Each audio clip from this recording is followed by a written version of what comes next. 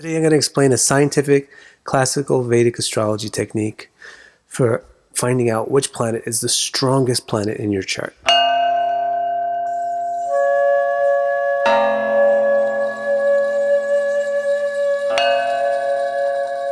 To determine which planet is the most important planet in your chart, you need to consider two things about each planet. The first is its strength, and the second is the opportunity that it has to use that strength.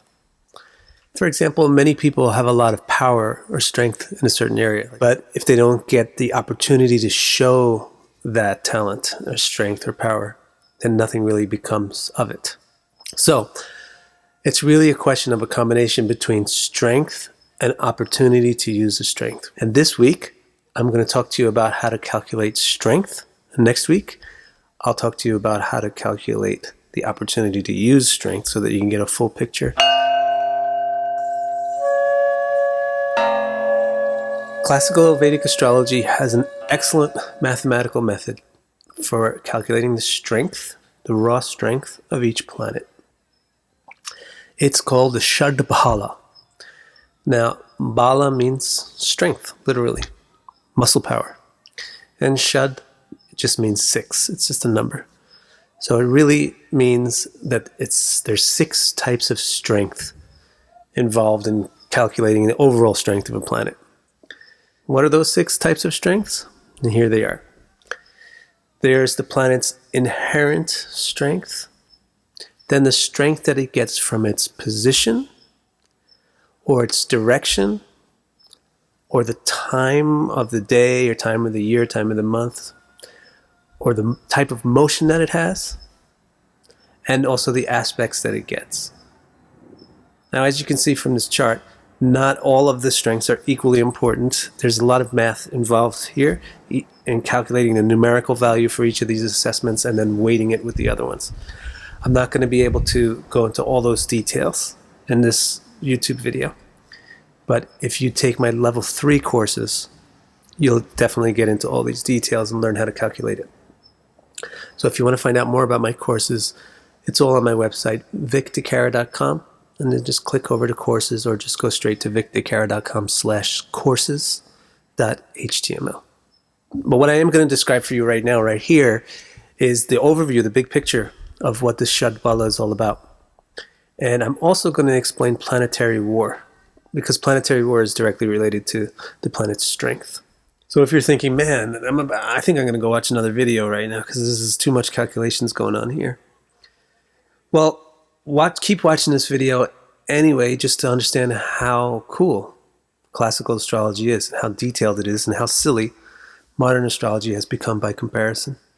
Even if you don't do these calculations ever for yourself, you'll hear a lot of these people will talk about these things out of context, and you'll be able to spot that. Oh, the exaltation degree or the strength of its direction. Well, Saturn is in the 7th house, so therefore it's strong, because Saturn likes that western direction and the 7th house is in the west. That's taking the principle out of context.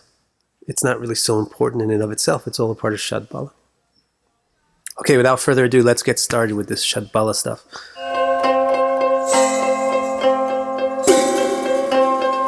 The inherent strength of a planet is very simple. There's no need to spend a lot of time on it. It's just a value that's directly based on how bright the planet is.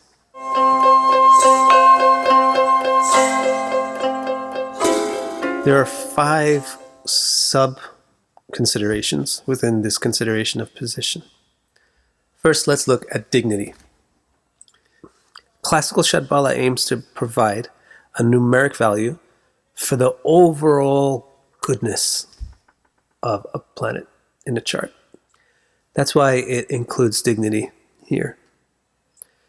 I prefer to keep the goodness or positivity separate from the prominence and strength.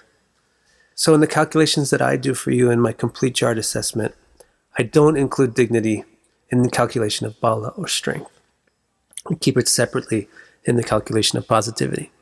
In last week's video, I talked all about how dignity is calculated by degree and by all the sub-signs that are present at that degree in a sign. So please review the video from last week if you'd like more information about how to calculate dignity. Every planet has a specific degree at which it gets its highest exaltation, and there's a lot of confusion about this. The only place where this degree of exaltation is actually used is here in calculating sad-bala. The closer a planet gets to its degree of highest exaltation, the more of a boost the planet gets to its strength. Simple. It's irrespective of signs. The planet doesn't have to be in the same sign, it's just degree based. So if a planet is 90 degrees away from its exaltation degree, it'll get half of its potential boost. If it's 180 degrees, it'll get none of it. If it's exactly on the degree, it'll get the whole boost. The next factor here is the quadrant that the planet's in. If the planet is in a Kendra, that's the strongest place, it'll get a strong boost. So those houses are 1, 4, 7, and 10. If it's in the next square, those are called Panapara. The Panapara houses are 2, 5, 8, and 11. You get a medium boost if it's in these houses. And then there's the final or Apaklama quadrant, which is 3, 6, 9, and 12. Houses 3, 6, 9, and 12. The planet here gets the least. Another consideration when you're figuring out the strength that a planet gets from its position is the gender synergy. Female planets will get stronger when they're in female signs. Male planets will get stronger when they're in male signs. Simple. But the detail here is you want to have the same gender in the Kshetra sign, the full sign, and also the Amsha sign, so especially Navamsha. So in other words, if you have a female planet like Venus in a female sign like Cancer and a female Navamsha, say like Scorpio, then you'll get this boost to the feminine strength of the planet. And you do a similar consideration for the decan, or the third of the sign. Consider the first third to be masculine, the final third to be feminine, and the middle third to be neutral. And then if you have a masculine planet, it gets a boost to its strength if it's in the first third of its sign. Feminine planet gets a boost if it's in the last third of its sign. Transgender planet gets a boost when it's right in the middle.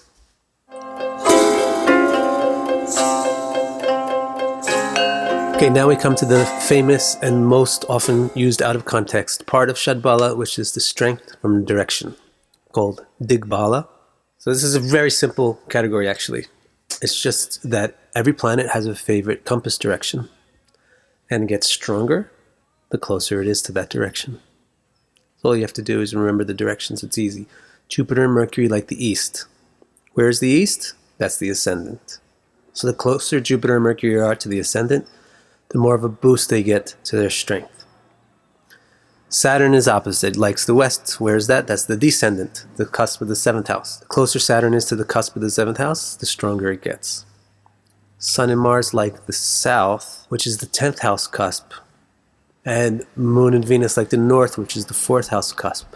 Now this is hemisphere specific. A lot of people make a big deal about hemispheres in astrology. It's another thing that's out of context. Yeah, hemisphere is significant in some of the calculations, for example, in this one. But these calculations are not so gigantically, enormously important on their own. They're a part of sad-bala calculation. So if you're in the southern hemisphere, then the Sun and Mars would like to be at the 4th house cusp. But if you're in the northern hemisphere, then the Sun and Mars would like to be at the 10th house cusp.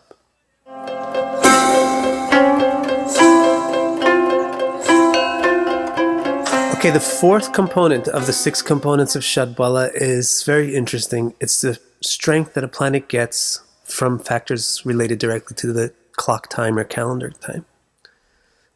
So there's 5 parts here, as you can see.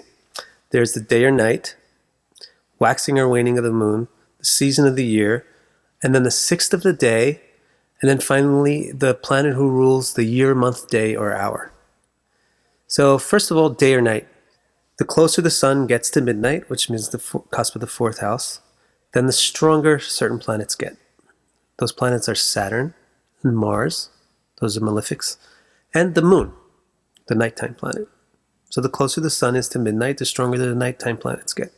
And the closer the sun is to noon, which is the cusp of the 10th house, then the stronger the benefics, Jupiter and Venus, will get, and also the daytime planet, the sun. Very simple principle. There's a similar principle for the waxing or waning of the moon. The closer the moon gets to being full, the stronger the benefics get. But the closer the moon gets to being empty, the stronger the malefics get. Then there's the consideration of seasons. So kind of like directions, you have to know which planets like which seasons. Saturn clearly prefers winter, so does the moon. Mercury clearly likes things to be balanced, so it likes autumn and spring. The rest, they like summer. So then you just see where is the sun in relation to the seasons, which is going to be determined by equinoxes and solstices. So therefore, this is also hemisphere specific. Your next consideration is what sixth of the day it is. You want to divide the day, the full 24-hour day, into 6 portions. The first sixth of the day, which starts from sunrise, that belongs to Mercury. Mercury likes the sunrise. Then the second sixth of the day, that's the noontime, that belongs to the sun. That's where the sun is the strongest. The third sixth of the day, which ends at sunset, that's where Saturn gets strong. The fourth sixth of the day is when the night begins. That's when the moon gets strong. The fifth sixth of the day, that's midnight, and that's where Venus is the strongest. And then there's the sixth of the day, the final sixth of the day, which is the last part of the night, and that's when Mars is the strongest. And the final consideration of the strength from time category are the rulers of the year, month, day, and hour. How do you determine the ruler of these things? It's all based on the weekday. Sun, Moon, Mars, Mercury, Jupiter, Venus, Saturn. Sunday, Monday, Tuesday, Wednesday, Thursday, Friday, Saturday. When the sun begins the year, which astrologically speaking is when it gets to 0 degrees Aries, or the northerly equinox, whatever weekday it was, when that happened, the ruler of that weekday becomes the ruler of the year. So throughout that entire year, it gets a small boost to its strength. Similar thing for the month. Whenever the sun enters a new zodiac sign, then whatever weekday it is, when the sun enters that zodiac sign, the ruler of that day gets a little bit bigger boost to its strength for the duration of that month. Same thing for a day, whatever day it is, the ruler of that weekday gets a boost to its strength for the duration of that day. Now here's the important part. Days don't begin at midnight. In astrology, days begin at sunrise. And then the biggest boost goes to the ruler of the hour. It's also the most complicated to understand. The way you figure out the ruler of the hour is that the ruler of the day, whatever day it is, rules the first hour. First hour is the first hour from sunrise. So let's say, for example, it's a Sunday. That means the sun rules the first hour. Then you just go backwards 2 days on your week. Sun, the day before the sun, Sunday is Saturday. The day before Saturday is Friday. So that's Venus. So Venus rules the second hour. Go back another 2 days. Thursday, Wednesday, that's Mercury. So Mercury rules the third hour. Go back another 2 days. It's going to be Tuesday, Monday, so Moon owns the fourth hour. And you just keep going like that. Go back another 2 days from Monday, Sunday, Saturday, so Saturn owns the fifth hour. Go back another 2 days, Friday, Thursday, so Jupiter owns the sixth hour. And go back 2 days from Thursday, you'll get to Tuesday, that's Mars's day. So Mars owns the seventh hour, and then it will restart. Whatever hour it is, when the chart is calculated, the planet that rules that hour gets a significant boost to its strength. The fifth of the 6 considerations of strength has to do with the motion. Planets move at various speeds. They go forwards, they speed up, they slow down, they stop, they start going backwards, they speed up going backwards, they slow down going backwards, they stop, they start going forward. So they have all those different kinds of motion. And the classical system of sad-bala gives a different value of strength to each one of those types of motions. Really speaking, it gets weaker as it gets slower, which is counterintuitive to the way we do things with transits. Transits, things get stronger the more they slow down. But in the birth chart itself, things get weaker the more they slow down. At least the way that we've understood the translations or the way that we have the existing manuscripts.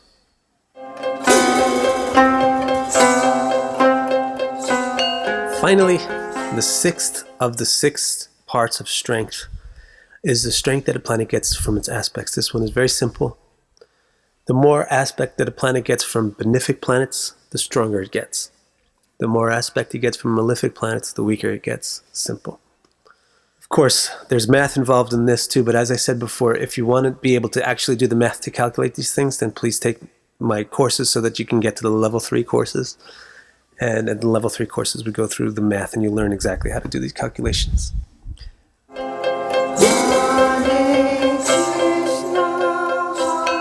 Before concluding my video on the sad-bala, the sixfold strength of a planet, I want to talk about something called graha yuddha, or planetary war.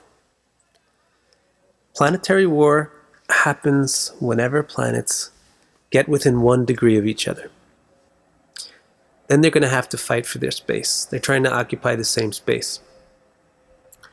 So one of the planets is going to win, one's going to lose. How do you know which one wins? The classical way to figure it out is this. First of all, Venus never loses. Why? Because she can't die. Even if she dies, she comes back to life. Otherwise, if the war doesn't involve Venus, then the planet that has a higher declination will win. You might not know what declination is. Declination just means the northerly latitude. So which planet has a higher latitude will win, because it's on the higher ground. You might want to think or experiment with the concept that the planet that has the higher bala will win, but that's not the classical way to do it. So what happens now after a planetary war is over? Well, what happens is that the winner takes the booty. So the winner of the war takes the strength from the loser. That's why planetary war is actually a part of sad-bala. It shouldn't be considered outside of the context of sad-bala. Let's take 2 planets. Let's say planet A has 400 points of strength and planet B has 300. And let's say they're within 1 degree of each other, so they get into a fight. The winner of the war is going to gain 100 points. And the loser is going to lose 100 points. Why? Because planet A has 400 and planet B has 300, and the difference between them is 100. So 100 points are up for grabs. If planet A wins the war, then it comes away with 500 points, leaving planet B with 200. If planet B wins the war, then it's going to come away with 400 points, leaving planet A with 300. So that's simple, right? So this is one thing that I really like about understanding sad-bala, which is why I hope you've watched the whole video, even if you're not intending to do the actual calculations, is you see a lot of the things that people fixate on, like dig-bala or exaltation degrees or planetary wars, shouldn't be fixated on outside of the context of calculating the sad-bala.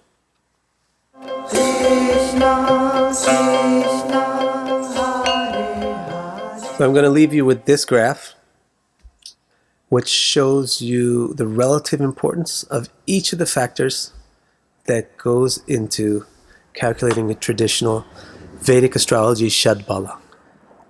This sad-bala calculation is the foundation upon which I do my calculations of strength and importance, which is the basis from which I get these graphs, which show you the relative prominence of each planet in your chart, and form the backbone that makes the structure that I follow in determining what order to interpret the planets in your chart as I interpret your chart. So if you want to get this for yourself without doing the math or having to learn all this stuff in detail, then just go to my site, victorcara.com/R2, or just go to victorcara.com and click over to readings and click the complete chart assessment.